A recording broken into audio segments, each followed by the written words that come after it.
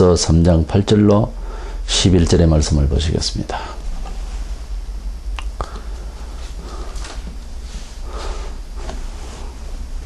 또한 모든 것을 해로 여김은 내 주 그리스도 예수를 아는 지식이 가장 고상하기 때문이라. 내가 그를 위하여 모든 것을 잃어버리고 배설물로 여김은 그리스도를 얻고. 11절입니다. 어떻게 해서든지 죽은 자 가운데서 부활에 이르려 하노니. 아멘. 우리가 구약에서 위대한 인물을 세운다면 모세라고 할 수 있습니다. 많은 믿음의 영웅들이 있지만은 예수님께서 신약 시대에 모세의 이름을 많이 거론하셨습니다.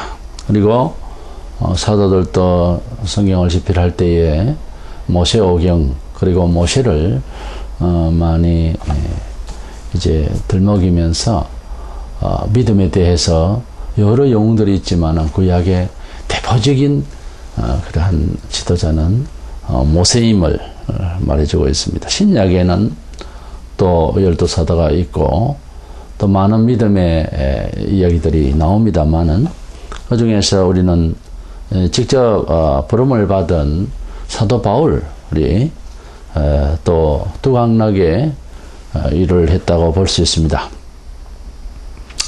사도 바울은 열주 대자처럼 예수님의 옆에서 직접 교육을 받은 그런 사람은 아니었지만은 그가 신약 시대 때 활동한 흔적을 보면 다른 사도들보다 여러 배의 몫을 감당을 한 것으로 봅니다. 그래서 신학에서는 그렇게 표현을 합니다. 예수는 기독교를 세웠고 바울이 전파했다, 이렇게 말들 합니다. 신약 성경 27권 가운데에 절반 이상을 바울이 사실은 기록을 했습니다. 그만큼 신약 시대 때 사도 중에서는 사도 바울이 그 영향력이 대단했다 볼 수 있습니다. 바울은 유대인들에게 있어서 모든 가치관이나 행복 그리고 그 삶의 철학에 있어서 모두가 돋보이고 사모하고 그리고 부러워할 수밖에 없는 그러한 유대 율법사 가정에 뼈대 있는 가정에서 율법 교사로서 대단한 명성을 가진 그런 가문이었음을 우리가 보게 됩니다. 그의 본래 이름이 사울이라고 하는 이름을 보았어도 이스라엘 첫째 왕 이름인데 가문이 대단한 그런 명성을 가지고 아주 뼈대가 있는 가문이다, 이렇게 평가될 수가 있을 것입니다. 성경에서 그가 이제 자기를 소개할 때라든지 또는 그를 아는 사람들이라든지 여러 형편을 종합을 보면 대단한 인물이었다, 이렇게 볼 수가 있습니다. 그에게 있어서 당연히 예수를 따르는 소위 예수 자신과 그리고 예수님의 그 제자들 그들이 추구하고 있는 예수 사상, 그것은 유대인들의 그때 당시의 가치관으로서는 용납될 수가 없는 상황이었습니다. 그들은 가문을 그리고 그들은 지역적인 그런 모든 선생을 뽑거나 제사장 계열이나 그들이 가지고 있는 정신적 지주는 대단했었습니다. 시골에서 예를 들어서 뭐 선생이 난다든가 뭐 그런 경우는 있을 수가 없었어요. 그리고 어떠한 어떤 종교적인 가치를 발휘한다 해도 유대인의 그 전통 사상 앞에서는 용납될 수가 없었습니다. 그때 당시에도 여러 그 사이비 교사들도 있었고 또 그때 당시에 원근각지에 많은 종교의 어떤 특징적인 어떤 일들이 있어도 유대인들이 가지고 있는 유구한 전통 앞에서는, 그리고 유대인들의 정신사상을 물려받고 가르치는 교사들로서는 또는 제사장이나 원로원들은 그들을 절대로 그 비교하거나 용납할 수가 없었습니다. 예수님은 나사렛 촌동네에서 겨우 그 선생이다 내지는 어떤 사람이 나타나서 이적을 발휘하고 그리고 뭐 어느 정도의 어떤 교주와 같은 뭐 스타일로 이렇게 보인다 뭐 이런 정도로 알아들었던 시절이기 때문에 유대인의 그 전통과 그리고 가르치는 교사로서의 책임을 다하기 위해서 아주 그 열정적인 아주 유대교주의 율법주의의 사상자로서 아주 열성을 다하는 사도 바울로서는 핍박을 할 수가 있었을 것입니다. 그래서 예수교인들을 잡아들이고 하는 이런 영장을 받아가지고 잡아들이고 하는 이런 과정에 다메섹 도상을 넘어가는 과정에서 정오의 그 햇빛보다 더 밝은 빛으로 나타나신 예수님의 부르심을 받았어. 거기가 그의 인생의 전환점이 되어서 예수교인으로서 또 사도로서 부름을 받아서 일생을 주를 위하여서 수고하다가 로마에서 목배임을 당하여 순교한 아주 청년기에 부름을 받아서 그 혈기왕성하던 그 시절에 부름 받아서 물론 결혼하지 않냐고 한 30년 동안을 정말 예수의 사상 복음을 위하여서 전파하는 일에 올인을 한 인생으로서 정말 사도의 중에서도 사표가 되고 우리 성도들이 2000년 동안 사도 바울 선생에 대해서 많은 사람들이 그의 신앙의 족적을 생각하면서 정말 예수님의 그 보혈의 은혜에 대해서 많은 부분에 있어서 확답을 받고 그의 신앙의 행적을 본받기를 원하는 거예요. 이 사도 바울이 구원을 받고 정말 사도가 되는 적시로 그의 일생을 통해서 여러 많은 고백을 했는데 예수의 사상에 대해서 특별히 그가 우리처럼 이미 준비되어 있는 교리 위에 공부를 해서 또 유대교 율법사로서 또 당시에 철학 사상을 보유한 그런 아주 수사력이 대단한 사람이기 때문에 얼마든지 배워서 익혀서 할 수도 있지만 예수님을 만나서 이것을 알아야 됩니다. 공부를 많이 아니하여도 성령의 감화를 받으면 예수교 사상에 대한 아주 멋진 그런 이해력을 나름 다 가지게 됩니다. 본래. 근데 약간의 수사력을 배우고 변정적인 그런 학문을 좀 더 터득을 하면서 그런 변증법적인 학문의 토대 위에서 자기를 고백하기에는 조금 고급스러운 표현은 될지 몰라도 본질적으로 내가 예수님이 나에게 어떤 분이다 하는 표현은 세상에서 억지로 하는 표현하고는 달리 듣기 쉽고 그리고 진지하게 보이게 하나님께서는 사람마다 다 은혜의 지식을 주셔서 설명할 수 있도록 하신 줄 알고 있습니다. 사도 바울은 이미 갖추어진 지식이 중생을 받았다 할까요? 뒤집어져서 이 모든 세상의 지식과 모든 경험들이 우리가 예수님을 만남으로써 변화를 받으면 예수님을 입증하기 위한 복음을 위한 모든 매체로서 역할을 하게 되어 있어요. 그래서 어떤 면에서는 달란트라고 하는 것이 천부로부터 받은 선천적인 특질이에요. 원래. 근데 그것이 예수 믿음으로써 목표가 바뀌고 사상과 뜻이 바뀌어버리면 잘 활용되어서 주님을 위하여 쓰임을 받습니다. 무려 성격마저도 그렇습니다. 성격도 하나님의 뜻을 위해서 급한 사람, 느린 사람이 있는데 다 각양 주를 위하여 쓰임 받을 때는 아주 아름답게 쓰일 수가 있어요. 그것이. 그러니까 세상적으로 받은 모든 각양 특질과 지형과 삶의 모든 문화적인 여러 형태들이 각양 다 쓰임 받을 수 있는 여건이에요. 다르다 뿐이지 틀린 건 하나도 없어요. 하나님께서 다 각양 주셨어요. 이것이 그리스도의 뜻대로 삶을 유지하면 매우 아름답게 되고, 그리스도 밖에 있으면 아무리 좋고 고급스럽게 보이고 단단하게 보여도 결국은 무너지고 부패해지는 것으로 가게 되었습니다. 원래 그 도둑질하고 강도 이런 아주 악한 범죄인들의 뇌는 일반 사람들과 다릅니다. 상당히 IQ가 높은 거예요. 근데 그 머리를 선케 쓰지를 못하고 나쁘게 쓰니까 그렇지 상당히 머리가 빠른 사람들입니다. 눈치가 빠르지 않으면 어떻게 강도짓을 하고 도둑질을 하겠어요. 우리가 세상에서 가지고 있는 모든 여건 자체로서 상대적 빈곤을 느끼거나 스트레스를 받거나 하는 것은 아주 그것은 무지한 짓이에요. 우리가 하나님 외에 있는 것은 똑같습니다. 다 부러워할 게 하나도 없어요. 우리가 정말 부러워하고 우리가 추구하고 싶어하고 할 부분은 예수 안에서 잘 자기 것을 쓰임받기를 원하며 충성하고 있는 사람을 본받아야 되는 거예요.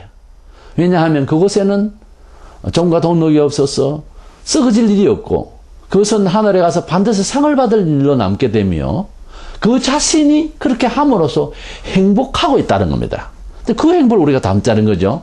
남의 것을 빼앗는 것이 아니에요. 내가 가지고 있는 것을 통하여서 주를 위하여 쓰임받을 때에 우리 자신이 행복해야 되고, 만약에 행복하지 않은 상태로 그런 모양을 가지고 있으면 그것은 바로 외식하고 있는 유대인의 정황하고 같습니다. 이것은 교회 시대의 지금 세상을 살아가는 과정에도 이론적으로는 동등한 이야기 같아도 절대 이것은 교회 안에서도 불행할 수가 있어요. 왜냐하면 외식적인 종교성이라는 것도 발휘가 되거든요. 이 마귀가 교모하게 이 교회 안에서 아주 합리적으로 사람의 심령을 아주 이제 성령의 인도를 받지 못하고 외식된 자기 영광을 위한 삶을 살게 이끄는데 많은 사람들이 당합니다.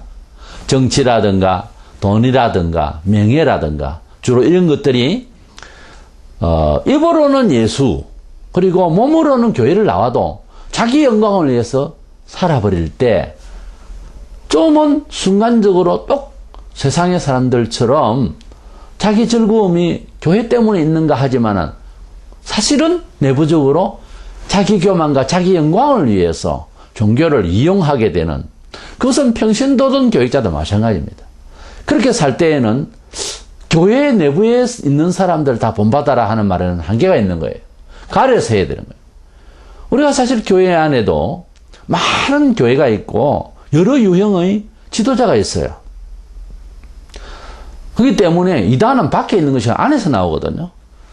예수님의 교훈과 사도들이 우리에게 당부한 이야기가 교회 내부에도 얼마든지 아니 내부에서 일어나는 일이 더 문제가 있을 수 있으니까 항상 영성이 깨어 있어서 잘 가려서 말세일수록 시험 받지 아니하고 기도하고 회개하는 중심으로 맑은 마음으로 주님을 잘 따라가면 역시 처음 정말 본질대로 우리가 행복할 수밖에 없고 불신의 세계에서 하나님이 없이 살아가는 모든 일들은 다 부패하게 되는 그 말로가 망하게 되는 일로 가니 그리스도 밖에와 그리스도 안의 이 경계점이 우리 성도들에게 영성이 살아있어서 교회 안에 자체에도 우리가 항상 생각을 해야 됩니다. 그리스도 안에라고 하는 말과 교회 생활 안에라는 말은 다릅니다. 우리가 교회 안에도 이단이 생길 수 있고 유다와 같은 사람이 있을 수도 있기 때문에 교회라고 하는 단체의 이 그룹 안에서의 모든 것은 다 구원과 진리와 행복으로 그렇게 해결하게 말할 수는 없는 거죠. 또 확률상 거의 확률상 90% 이상 우리가 그리스도 안에서 하는 말과 우리가 진리 안에서 하는 말과 교회 안에서 하는 말을 그냥 같이 묶어서 생각해도 크게 지장은 없을 것입니다. 이 사도 바울이 구원을 받고 난 뒤에 그의 고백을 이제 통해서 우리가 구원받은 사람이라면 이런 식의 고백에 근접하거나 동일해야 된다 이렇게 보게 되는데 첫째로 그는 바울이라고 하는 사람을 우리가 잘 알다시피 대단한 인물입니다. 그런데 그의 그 존재에 대해서, 바울 자신의 인생의 존재에 대해서 그리스도를, 예수를 만나기 전의 자기 자신과 그리스도를 만나고 난 뒤의 자기 자신에 대한 자기 존재의 가치에 대해서, 자기 존재에 대해서 고백이 달라졌다는 거예요. 자기 자신의 그 존재가 얼마나 연약한 존재인가라고 하는 차원에서 그의 겸손한 고백을 우리가 보게 됩니다. 본문 8절에 보면은 모든 것을 해로 여김은 내 주 그리스도 예수를 아는 지식이 가장 고상하기 때문이라. 내가 그를 위하여 모든 것을 잃어버리고 배설물로 여김은 그리스도를 얻고 그랬어요. 바울이 가지고 있었던 철학과 종교적 철학, 지식, 그리고 명예와 자기가 가지고 있었던 모든 입지, 조건들이 자기 자신을 위한 모든 정말 개인적인 어떤 삶의 문화적 여건들이고, 그것으로 통해서 사람이 다 행불행을 느끼게 되고 살아가는 거죠, 사실은. 자기 주변의 인프라를 구축하는 거죠. 근데 진작 그것이 얼마나 행복하냐 안 하냐 하는 것은 어떤 대상을 만났을 때에 그 대상이 예수처럼 그렇게 완벽을 만나면은 반성이 되는데, 그렇지 않는 이상에는 세상에서는 종교인이라도 자기 자신의 존재에 대해서 명확한 판단을 할 수가 없는 거예요, 사람은. 근데 바울이 예수님을 만나고 난 뒤에, 그리고 사도로서 그가 기도하며 생각 끝에 자기를 돌아볼 때에는 너무도 아무것도 아니라는 거예요. 세상의 모든 것들이 삶을 살아가는 과정에 다 필요 없다 그 말이 아니고, 가치면에 있어서 그것을 완전히 의존할 만한, 목숨 걸고 의존할 만한, 목표할 만한, 소망을 둘 만한 일은 아니더라는 거죠. 그러니까 필요에 의한 것들이지 그것을 목적하는 일은 될 수가 없다는 것을 알은 거죠. 예수를 만나기 전에는, 또는 예수님에게 충실하기 전에는 꼭 보면 사람이 그것을 목표를 해버려요. 목표를 하면은 그것은 실수하는 겁니다. 근데 필요에 의하면 말이 달라져요. 기도가 달라지고 방향 감각을 달리한다는 거죠. 그래서 필요에 의한 것과 그것을 목표로 하는 것은 엄청 다릅니다. 우리의 목표는 예수예요. 우리의 궁극적인 목적은 하늘나라입니다. 거기에 필요한 모든 문화적 여건, 필요한 도구들로 생각할 때는 훨씬 마음이 편한 거예요.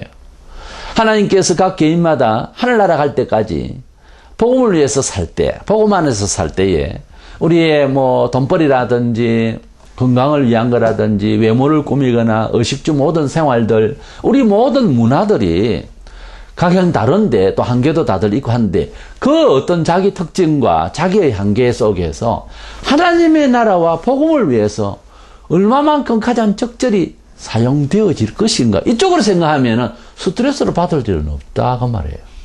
이것이 하나님 나라를 위해서 얼마만큼 영광을 돌릴 수 있는가, 작으면 작은 대로, 크면 큰 대로.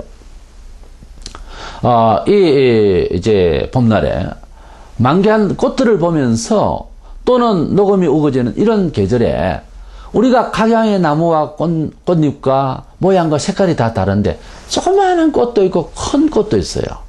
작은 나무들도 있고 크게 이제 키 큰 나무도 있는 거죠. 또 색들이 다르죠.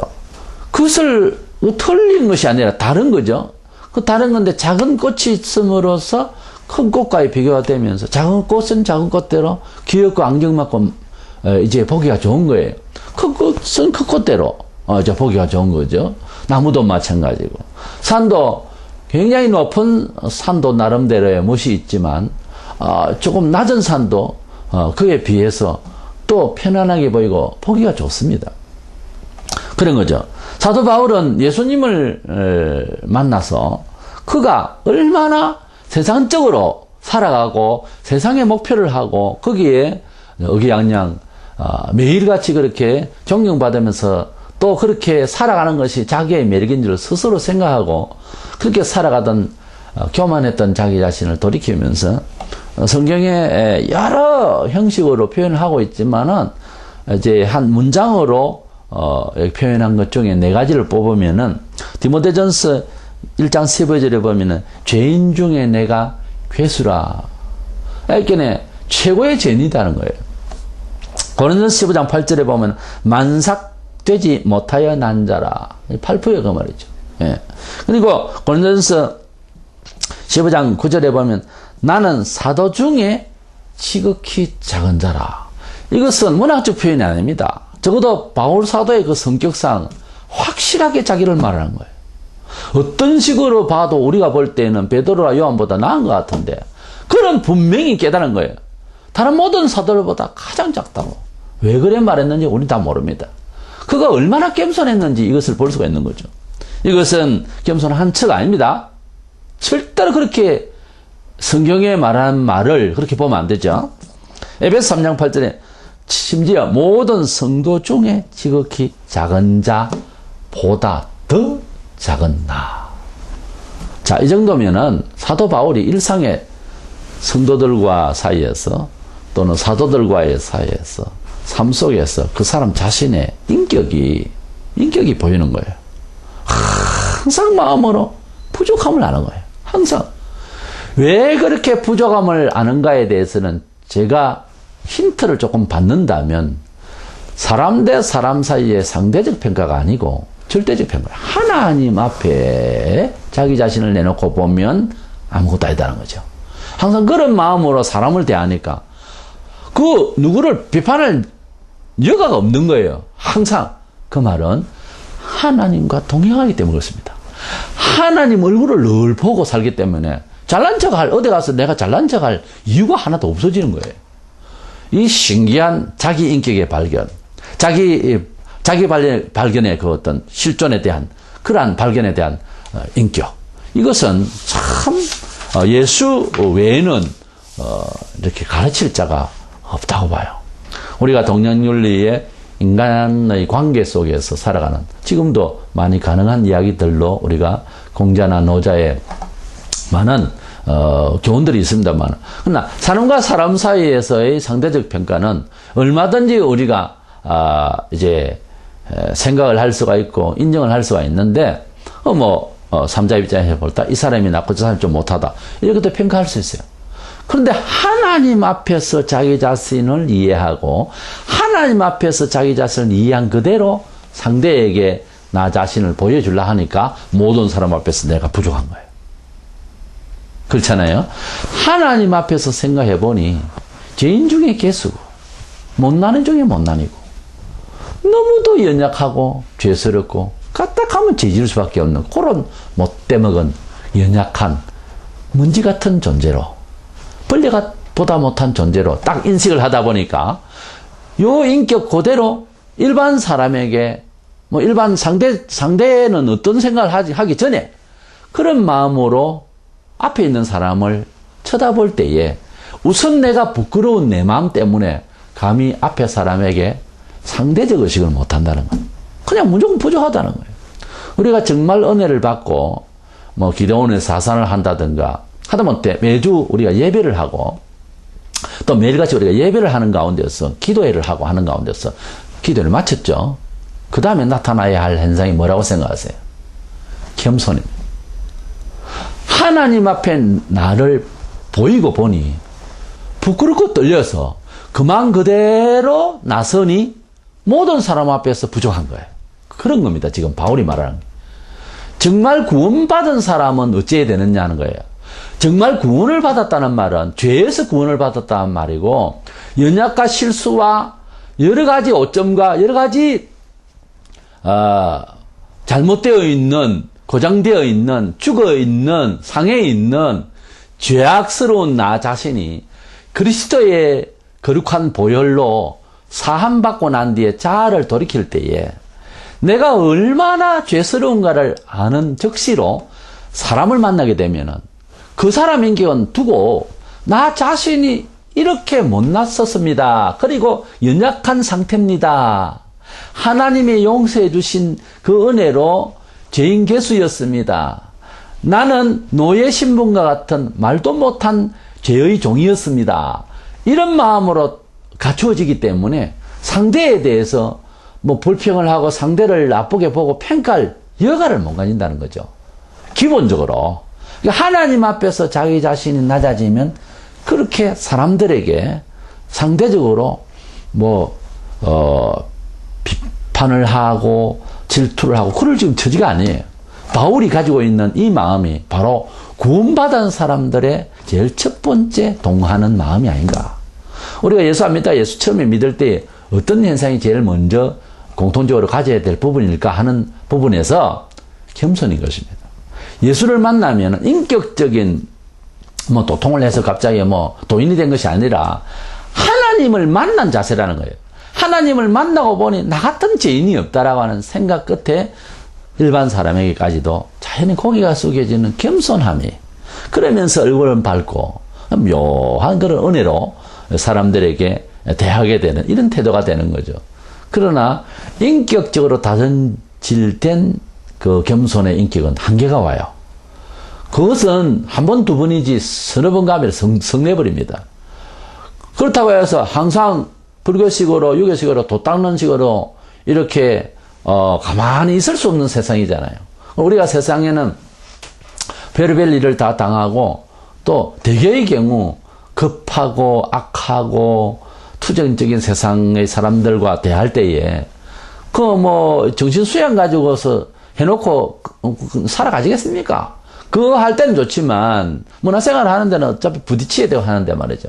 이것을 이겨나갈 수 있는 것은 매일의 기도와 매일 하나님 앞에 받은 은혜의 그 마음을 가지고 살아갈 적에는 이 감당을 할 수가 있는 거죠. 사실 물고 뜯고 싸워봐야 남는 거 아무것도 없는 세상에서 늘 항상 그런 식으로 사는 거예요. 사람들은 결국은 자기 손상이에요. 남에게 손상을 끼칠 것 같아도 자기 손상으로 오는 거죠. 사실은.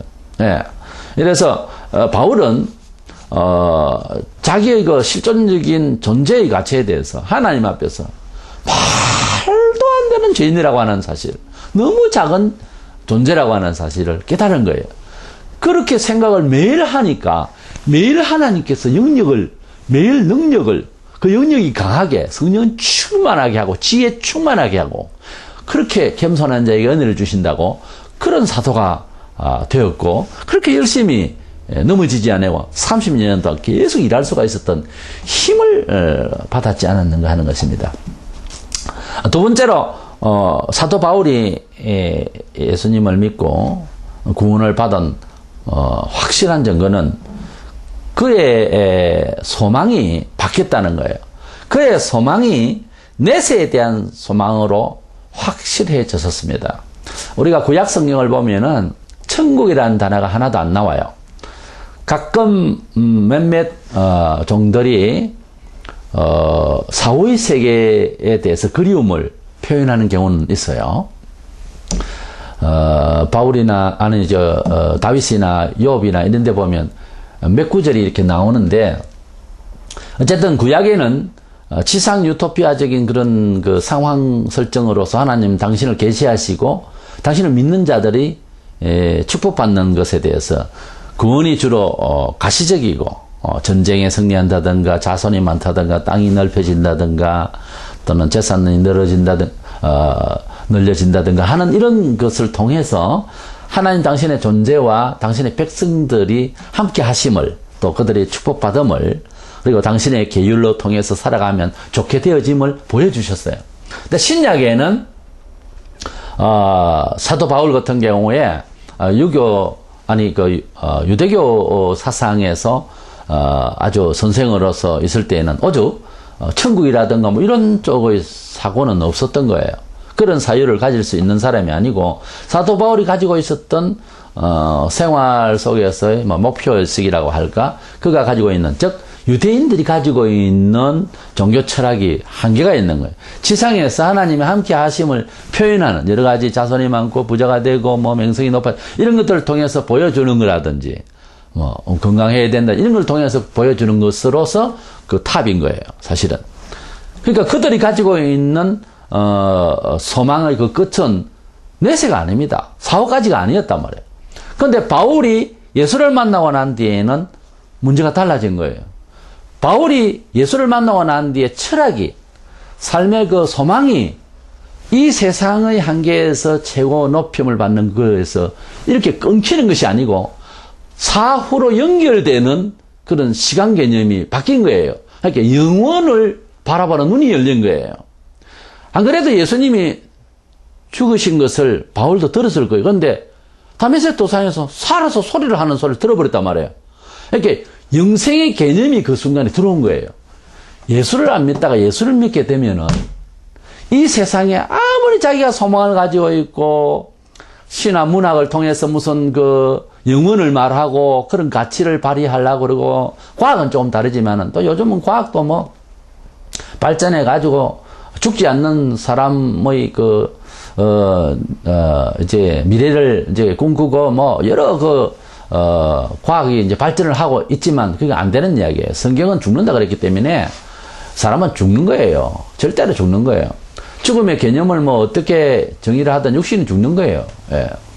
일단 우리 사람이 가지고 있는 이 세상에 바울이 가지고 있는 그 가치는 좀 더 격이 높겠죠.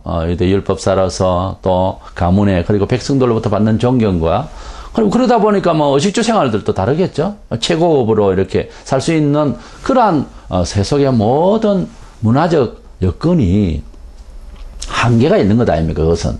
근데, 유대 사회 아니라도, 뭐, 어느 고금동서를 말론하고, 보면, 우리가 가지고 있는 이 세상의 모든 것들은 주 세상까지 가져갈 것이라고는 생각을 못 하는 거예요. 불가능한 일이고. 그렇게 또 생각도, 해봄직은 하지만은, 한계를 느끼기 때문에 하지 않습니다, 때가 되면은. 다. 맞아면, 철이 들면, 이 세상 것밖에 없다라고 하는 생각이에요. 어릴 때는 자랄 때는 아무것도 모르죠. 커서는 흔히 하는 말이 틀린 말을 안 해요. 세상 뭐 별 거 있나? 뭐 죽거나면 뭐 그만인걸. 이런 생각들이 정답인 거예요. 어떻게 보면. 왜냐하면 세상은 끝이 보이니까. 근데 그 바울이 생각했던 사울 시절의 그 이름 사울 시절 유대 율법사로서 가지고 있던 철학이나 일반 그리스도 밖에 있는 문화생활을 하고 있는 오늘의 이 시대까지 사는 모든 사람들의 생각이나 큰 차이가 없는 겁니다. 소망이라고 하는 것이 이 세상에 정말 궁극적으로는 참 소망이라고 하는 것이 있을까 하는 것이에요. 그래서 우리가 목표를 정해놓고 열심히 달려가고, 달려가는 과정에도 병이 들 수 있고 사고도 있을 수가 있는데요. 당연스럽고 목표의 지점까지 달려가서 우리가 성공을 하고 도달을 했을 때 흔히 하는 말이 뭐예요? 허무하는 거예요. 허탈한 거예요. 세상 것을 아무리 목표를 하고 달려가서 그 지점까지 갔는데도 허탈해지는 건 뭐예요? 즉 사람이 가지고 있는 이 본래의 내성은 영존하고 싶은, 영원히 갖고 그 자리에 있고 싶은 그런 상상력이 남아있는 거예요. 그 능력은 잊어버렸지만은 그 사유는 있는 거예요. 그것이 바로 영생이고 그것이 바로 영원한 만족이거든요. 그런데 세상에는 그것을 가질 수가 없습니다. 그런데 바울이 예수를 만나고 난 뒤에는 지상에서 얻었던 것으로 충분한 줄 알았는데 그것이 아니라고 하는 것을 부활하신 예수, 영존하는 예수를 만나고 난 뒤에 그의 인생의 목표가 완전히 바뀌어버린 거예요. 그가 말하고자 하는 인생의 목표는 뭐 이단을 잡아서 예수교를 이단으로 알고 그렇게 뭐 처단하고 그래서 유대율법의 그리고 유대인의 그 어떤 문화를 갖다가 지속하고 영화롭게 하기 위한 뭐 거기에 뭐 투철한 정신으로서 일하는 그것이 자기의 목표인 줄 알고 그것이 아니라는 거죠. 그것이 전부가 아니었다는 거죠. 예수를 만나고 난 뒤에 그는 빌립보 본문 11절에 보면 어떻게 해서든지 이런 말을 우리가 흔히 하죠. 어찌하든지 죽은 자 가운데서 부활에 이르러 하노니 그랬어요. 나 막 어떻게 하든지 이 말은 죽든지 살든지 가난했든지 부자가 됐든지 사고를 당했든지 편안했든지 지금 그런 문제가 아니에요. 세상적으로 일어나는 그 어떤 일이 있든지 나는 부활에 이르고 싶다. 이것이 바울의 마지막 목표였습니다. 사도행전 24장 15절에 보면 그들이 기다리는 바 하나님께 향한 소망을 나도 가졌으니 곧 의인과 악인의 부활이 있으리라 함이니이다. 그래서 부활이라고 하는 것이 사도 바울에 있어서의 총체적인 인생의 목표고 주제였습니다. 고린도전서 15장 17절로 9절에 보면 그리스도께서 다시 살아나신 일이 없으면 너희의 믿음도 헛되고 너희가 여전히 죄 가운데 있을 것이요 또한 그리스도 안에서 잠자는 자도 망하였으리니 만일 그리스도 안에서 우리가 바라는 것이 다만 이 세상의 삶뿐이면 모든 사람 가운데 우리가 더욱 불쌍한 자이리라. 그러니까 사도 바울이 기독교를 변화하는 데에 있어서 우리 그리스도인들이 바라는 것, 그러니까 기도하는 것, 제목들, 바라고 애쓰는, 열망하는 모든 것들이 이 세상 것으로 우리가 바래요. 일용할 양식을 구하려 했으니까 구하고 찾고 해야 되니까. 근데 그것을 서두에 말씀드린 대로 그 목표가 하나님의 나라를 위하느냐 아니면 자신을 위하느냐 하는 거예요. 자신을 위하는 이 삶뿐이면 예수 믿고 생활하는 게 더 고달프고 사실이에요. 더 불쌍한 자라. 맞는 말이죠. 때문에 사도 바울이 가지고 있던 영생에 대한 소망, 사후에 연결되는 나의 삶의 그것이 죽음을 끝나는 것이 아닙니다. 나의 삶을 계속해서 갈 뜻을 가지고 사는 태도. 이것이 바로 부활이고 이것이 바로 내세에 이르는 소망인 것입니다. 사도 바울이 예수 믿고 확실히 구원받은 사람의 표준적인 고백 중에 바로 부활이라는 말을 쓴 겁니다. 유대 율법사로서는 있을 수 없는 용어예요. 우리가 세상에서도 그렇습니다. 우리 흔히 하는 말로 다 먹고 살자고 하는 짓 아니냐 이런 말을 하죠. 그렇습니다. 이 세상에 어시주 생활 빼놓고 특별한 철학이 있고 학교에서 공부하는 것이지 사회에서 생활하다 보면 별 감각이 없어지죠. 그런 철학을 하고 그런 생각을 특수한 사람이야 공부하지만 도인들이야 생각하지만 세상에 살아가는 중에 그저 밥 먹고 입에 들어가고 옷 입고 그저 그렇게 생활하면 그저 만족한 거예요. 그리고 근성적으로 불안 개념이 있어서 우리가 불안 개념이 있어서 전쟁이 터진다 하면 사죄기를 하고 맨날 그래요. 문화를 하나님이 입히시고 먹이신다고 함에도 불구하고 문화에 대해서 종이 되어 있는 거예요. 그래서 많이 가져야 되고, 그래서 문화의 옷을 뒤집어 쓰고 있으면은 폭격을 면할 것 같은 이런 착각을 가지고 있는 게 불신이에요. 불신이라고요. 어느 순간에 뭔 뜻이 있어서겠죠. 갑자기 망하는 경우가 있습니다. 어느 순간에 다리가 부러지는 수가 있어요. 어느 순간에 차를 몰고 가다가 아침에 편하게 나갔는데 뒤집어져서 죽거나 평생 불구가 되는 수가 있어요. 사람이 엄격히만 해서 내일이 있을 것 같아도 내일이 없습니다. 제가 살던 곳 바로 앞집에 늘 몸이 불편해 휠체어로 이렇게 생활하고 하던 할아버지가 계시고 그를 늘 내조하던 할머니가 계셨는데 그 할머니는 참 건강하셨어요. 그리고 무엇보다 혈기가 아주 있는 분이었어요. 그만하면 건강하다고 볼 수 있거든요. 우리가 과학적으로 말할 때는. 그런데 어느 날 사람이 죽었다길래 그 할아버지가 돌아가셨는가 했는데 웬일입니까? 할아버지가 아니고 할머니가 갑자기 이제 답답하다 그래서 병원을 가셨는데 그날 밤에 돌아가셨다 하는 겁니다. 우리가 내일이 있을 것 같습니까? 진정한 의미에서 인생은 직업으로 치면 임시직이에요. 우리가 일시직보다 더 못한 그런 매일매일 벌어야 하는 그런 정말 막노동하는 사람처럼 일직으로 그렇게 이제 살아간다 해도 과언이 아닙니다. 우리가 늘상 어제 살았으니 오늘 살고 또 오늘 살았으니 내일 살 것이다. 이렇게 많은 사람들이 그냥 그렇게 그러려니 하지만은 그렇게 늘상 살아가다가 어느 날 쓰나미가 왔는데 확하니 그냥 약 30분 내외로 그냥 한 시를 썰었을 때에 우리는 그 말을 믿을 수가 없잖아요. 우리가 어제 살았고 오늘 살았으니 내일도 살 수 있을 것이라 이렇게 말할 수가 없잖아요. 그것은 한 특정한 지역에서 그렇겠지 다른 데는 괜찮겠지 그런 식으로 인생을 생각할 수가 없다는 거죠. 제 말은 우리 인생이라고 하는 것은 하나님이 사랑하셔서 보호하셔서 기다리시고 도와주셔서 은혜 주셔서 산다라고 생각하고 살아야 되는 거예요. 근데 그 생각을 하고 어제 살았으니 오늘 살고 있고 내일 또 살겠거니 왜 죽습니까? 그러면 내일 또 살아야지. 인생이 왜 죽냐고. 죽기 전까지는 그 생각하다 죽을 때는 왜 죽었냐고요. 어제 살았으니 오늘 또 살려니 그런 생각하고 또 살아야 되지 않겠어요? 왜 오늘 다 못 채우고 해지기 전에 죽습니까? 하나님을 우리가 만나서 인생을 자기를 돌아볼 때 본질적으로 인간이라고 하는 것이 무엇인가? 우리 인생이 이 세상에서 가지고 있는 모든 것들은 참된 소망이 아니었구나 하는 것을 알아야 그게 정상적으로 세상에서 탈출된 에클레시아 밖으로 부름받은 애굽에서 빠져나온 미래는 암담한 것 같고 광야가 눈앞에 있고 여리고 성이 벽을 치고 있어도 애굽 어떤 데입니까? 종노릇 하던 곳, 세속적인 곳, 마귀의 지배의 그곳에서 빠져나와서 예수의 보혈로 홍해의 세례를 받아 나와서 하나님이 인도하시는 방법으로 살아가는 것이 성도가 사뭇 세상과 다른 처세라고 말해요. 사유 자체가 세상적으로 어떻게 할 수가 없는 상황에 광야에 딱 온 거예요.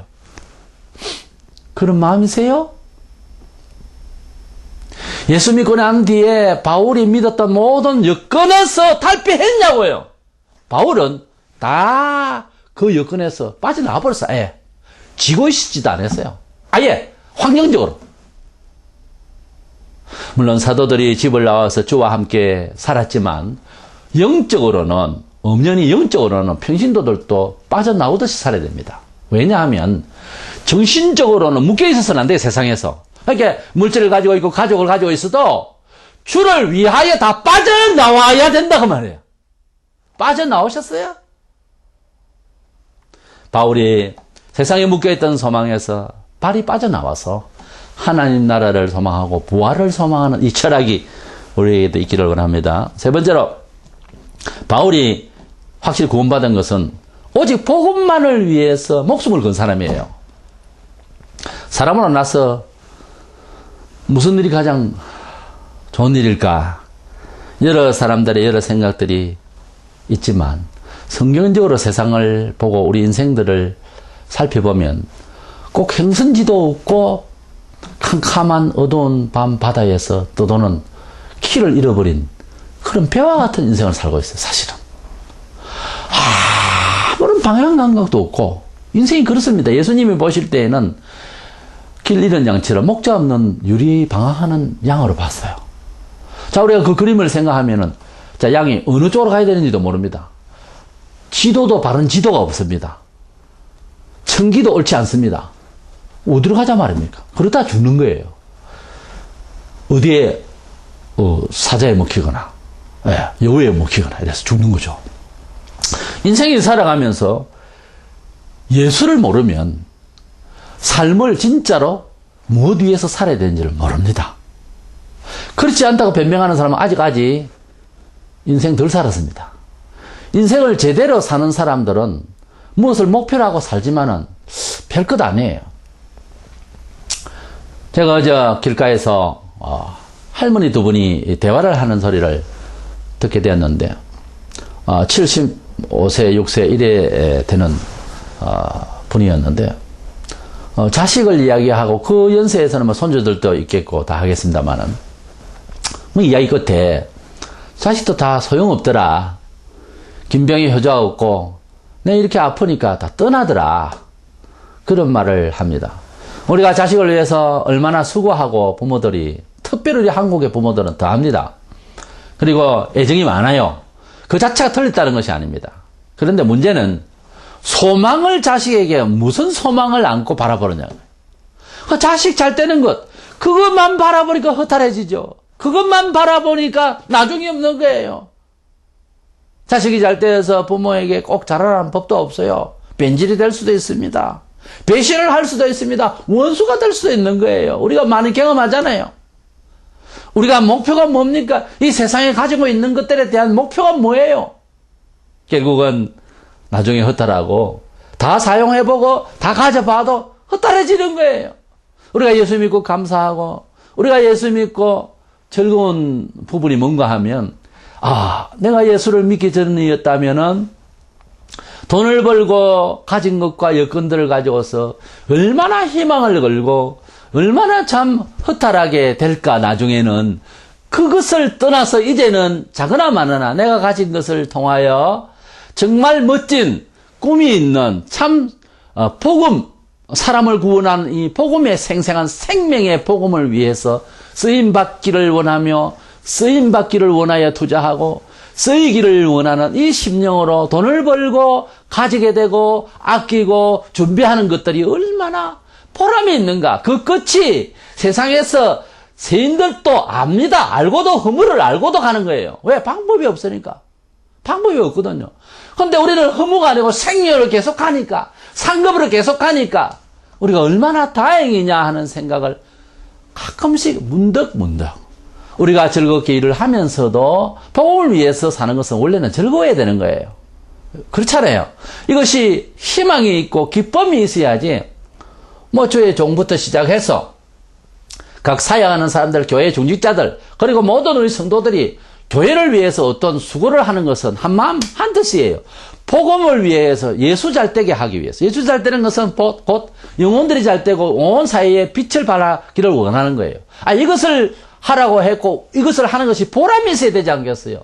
그래서 저는 가끔 목사님을 만나 뵙거나 이렇게 하면 요즘 목사님 재밌습니까? 이런 말을 흔히 합니다. 제가 요즘 재밌는 일 또 뭐 있습니까? 이렇게 묻습니다. 사실 따지고 보면 그게 정상적인 질문이고 답이 또 있어야 되거든요. 근데 목회를 좋아서 합니까?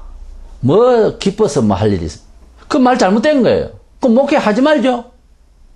목회가 재미나서 합니까? 재미나지 않는 일을 왜 합니까? 물론 어렵고 힘든 일이 있지만 그것은 궁극적으로 내 잘되고 너 잘되기 위해서 인내하는 일이고 하니까 예수님이 아무리 눈물을 흘리시고 힘들고 고독하셔도요, 찬미하셨어요. 기뻐하시고 즐거움을 위한 메시지를 얼마든지 주셨어요. 우리가 목사가 아니라도 평신도들이라도 사실 예수 믿는 자로서의 삶을 살아가는 것은 평신도가 더 힘들 거예요. 일상에서의 모든 문화적 여건이 예수 나라가 아니니까. 그러나 불신자들과 삶을 살아가면서 좀 더 즐거움을 발휘하고, 왜? 우리의 모든 삶이 이제 허물을 쫓아가는 일이 아니고 우리에게 이제 영생을 이루는 이 복음을 위한 우리의 삶의 목표가 있고 거기에 내가 이제 매체로서 나의 삶이 필요하다는 것을 너무 좋은 뜻이 있기 때문에 즐거워야 되죠. 우리가 선교를 하는 순간에도 기쁘고 영광 돌리면서 찬미하며 주께 가야 안 되겠습니까? 왜? 우리 자신을 잘되게 하고 주의 복음이 확산될 매체니까.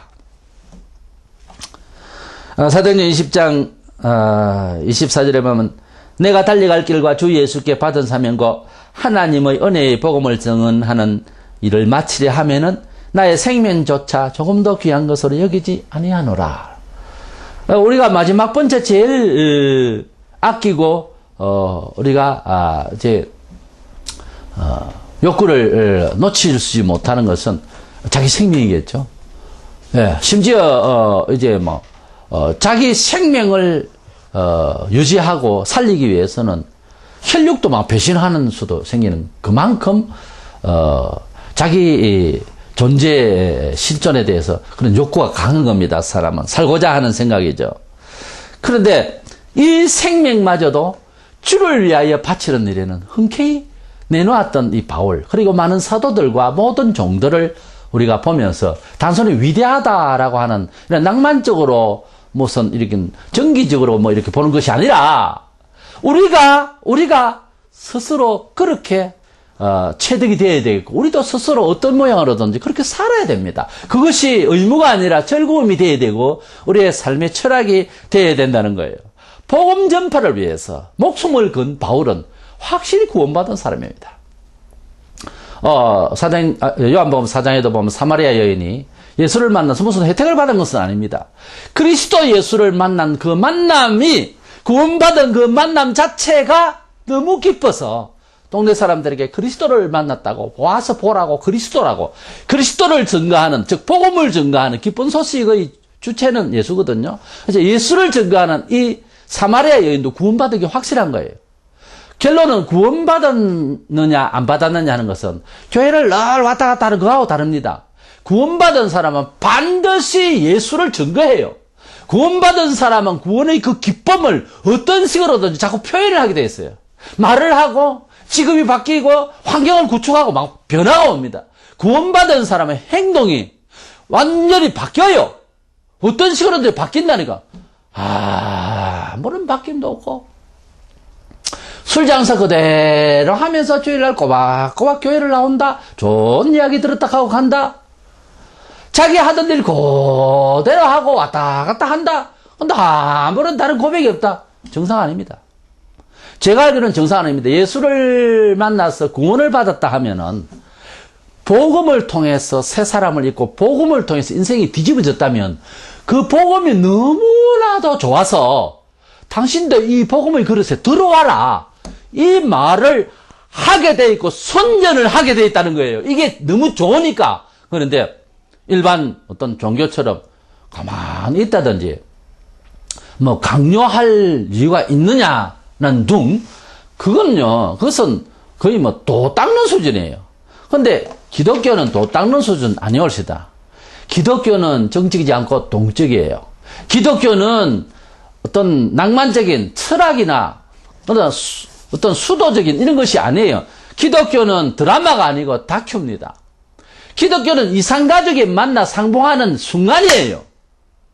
그보다 더한 거예요. 살아계신 하나님을 영접하고 만난 거예요. 사람이 신을 만난 거예요. 사람이 일개 대통령을 만나도 한 달 이상은 자랑 삼아 말을 할 건데 하나님을 만났다는 사람이 아무런 고백이 없다. 이상하지 않습니까? 원리적으로. 바울은 예수를 증거하는 일에는 많은 사도들도 그랬습니다. 목숨을 아끼지 않았어요. 왜? 너무나도 크고 너무나도 기쁘고 우리 함께 기뻐하자는 이 소리를, 이 구원을 이야기하는 데는 자기 생명이 죽는지도 생각. 한 번은 자기가 마지막 때쯤 됐을 때에 그때 당시에 유대교에서 기독교를 개종하고 이렇게 변화되는 그런 과도기적이기 때문에 예언자도 있었어요, 그때는. 그 예언하면서 바울 선생 보고 예루살렘에 올라가지 말라고 계시를 받았어요. 근데 바울도 올라가서 안 된다는 것을 말을 들었어요. 그렇지만 바울은 무슨 일을 당할지라도 나는 올라가야 된다. 왜? 목숨 걸고 복음을 위하여 해야 할 계획된 일이 있기 때문에 죽을 줄 알고도 올라갔던 것입니다. 그리스도인은 무엇인가? 주를 위하여 삶을 살아가는 과정에 있어서는 기복주의 신앙이 돼서는 안 됩니다. 뜻이 분명히 있었으니 좀은 힘들고 잘 안 되어 보이더라도 주의 영광이 나타나고 일을 마치는 일에는 나의 생명을 조금 더 아깝게 여기지 않겠다고 하는 바울처럼 되어야 정말 복음을 위하는 사람이고 복음에 참된 힘을 아는 사람이죠. 아무쪼록 구원받은 바울의 고백을 우리가 닮아서 자기 실존의 겸손과 그리고 내세를 늘 말할 줄 아는 소망이 있는 사람, 그리고 복음을 위해서 어쩌든지 인원하고 생각하고 말할 줄 아는 사람이 되어서 구원의 확신이 만방에 많은 사람에게 확인이 되는 저와 여러분이 되시기를 축원합니다.